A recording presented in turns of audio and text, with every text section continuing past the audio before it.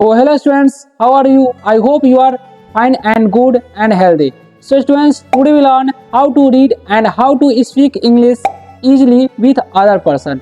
So students, अगर आपको English पढ़ना और बोलना दोनों नहीं आता है और आप चाहते हैं कि बिल्कुल आसान तरीके से इंग्लिश पढ़ना और बोलना एक ही वीडियो के माध्यम से सीख जाए, तो इस वीडियो में आपको हम एक एक वर्ड का उच्चारण और एक एक वर्ड का मीनिंग के साथ इंग्लिश टू हिंदी ट्रांसलेशन करके इंग्लिश पढ़ना सिखाने वाले हैं। पर आपको किसी के साथ इंग्लिश बोलने नहीं आता है, यानी कि जब भी आप किसी के सामने जाते हैं तो इंग्लिश में बात नहीं कर पाते हैं, तो इस वीडियो के माध्यम से आपको वो धीरे धीरे आने लगेगा। तो ये जो वीडियो है ये है पार्ट 2 सर एंड स्टूडेंट्स का पार्ट 2 है, ठीक है। अगर आप लोग पार्ट 1 नहीं देखे हैं तो इस चैनल में जाइए, प्लेलिस्ट में आपको मिल जाएगा। ओके, तो चलिए स्टार्ट करते हैं देर ना करते हुए।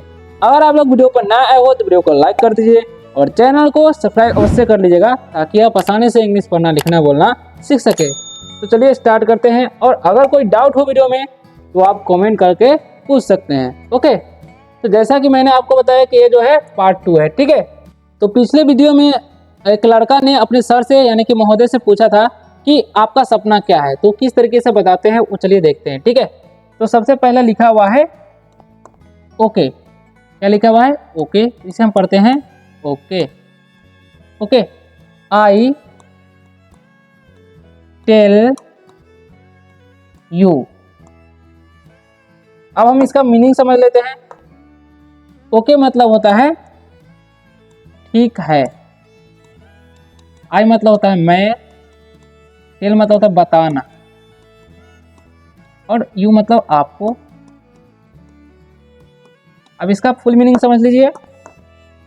ओके यानी कि ठीक है, आई टेल यू यानी कि मैं तुम्हें बताता हूँ, ठीक है, या मैं आपको बताता हूँ, सर बोले। ओके, अब क्या बताते हैं, किस तरीके से बताते हैं वो देखिए। ठीक है भाई, my dream is that I want to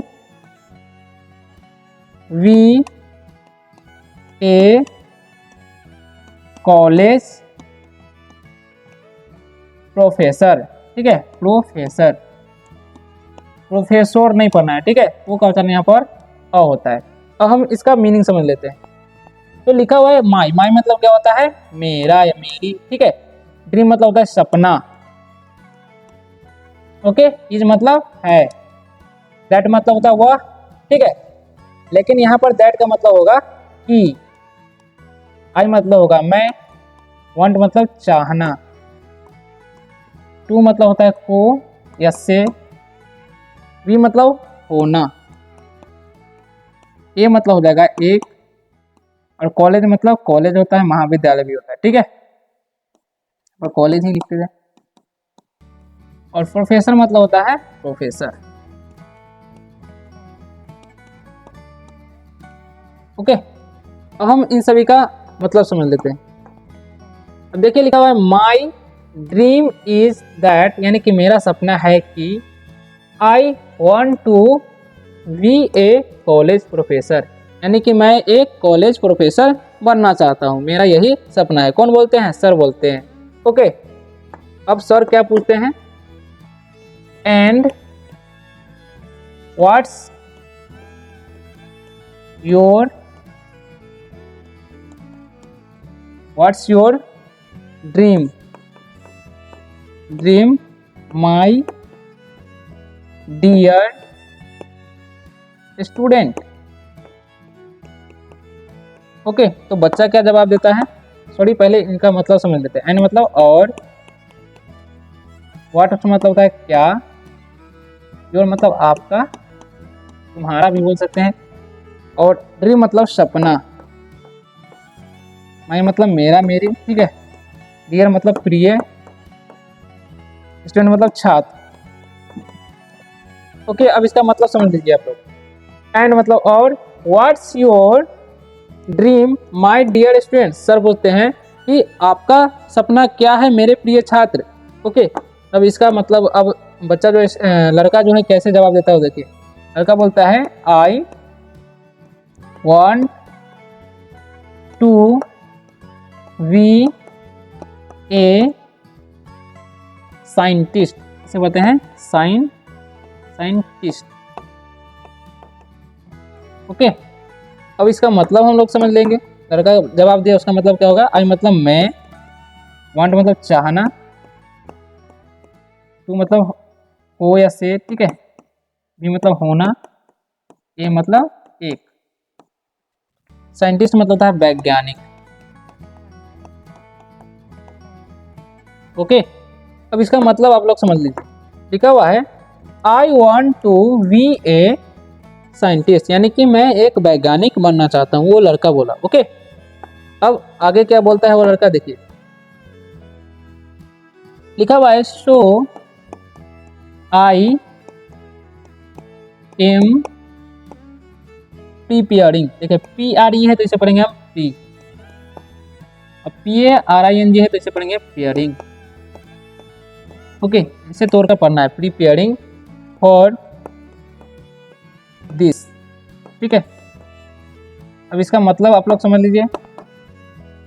सो मतलब होता है इसलिए, आई मतलब मैं, ये मतलब हूँ, प्रिपेयरिंग मतलब तैयारी कर रहा, ठीक है, तैयारी कर रहा, क्योंकि आई एन जी लगाया तो रहा ही रहे, ठीक है। फॉर मतलब के लिए, दिस मतलब इस, यह या दिस होता है, ठीक। यह यहाँ पर इस भी बोल सकते हैं। ओके, इसका अब देखिए इसका मतलब क्या होगा, इसका मतलब समझ लेते हैं हम लोग, ठीक है।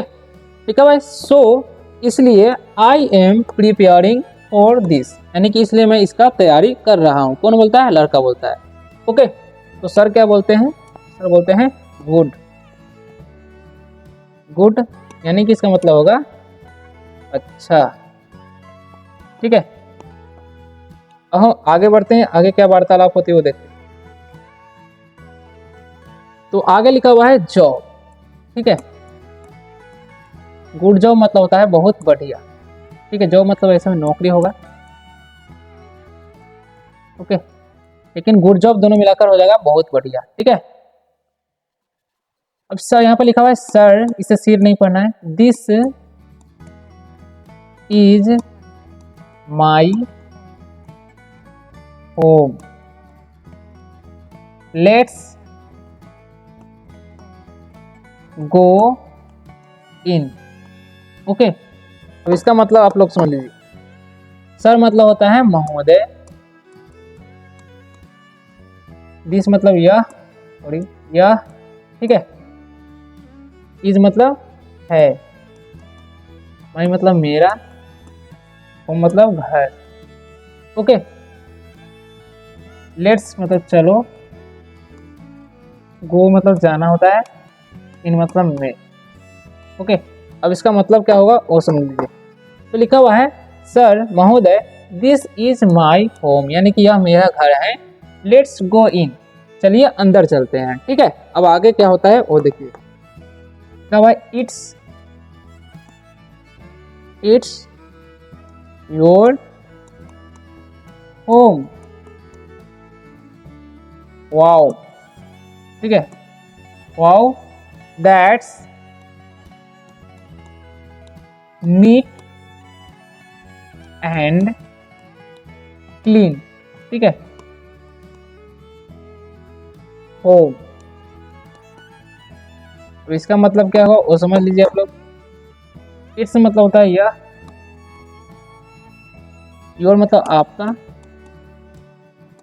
होम मतलब घर, वाह मतलब वाह,